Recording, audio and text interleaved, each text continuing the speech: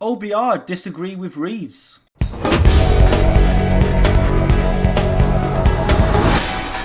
Got a clip to show you of a guy called Richard Hughes who I'd never heard of, but it turns out he is the chair of the OBR, the Office for Budget Responsibility.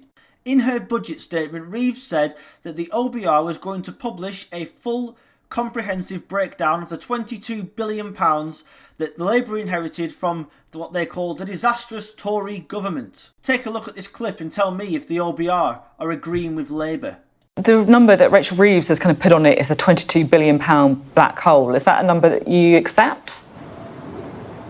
Well, the £22 billion number is a mixture of the government's decision to fund that set of pressures and also the cost of new policies, which the government's announced since the March budget. So, nothing in our review was a legitimization of that £22 billion.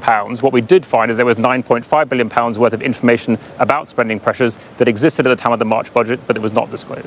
There you have it. The chair of the OBR effectively calling Rachel Reeves a liar. Clearly he can't say it in those words. He admits there was £9.5 billion that the Tory party hid from them. Fair enough. But the £22 billion figure has actually come from the Labour Party themselves, funding public sector pay rises and making spending commitments that they cannot cover.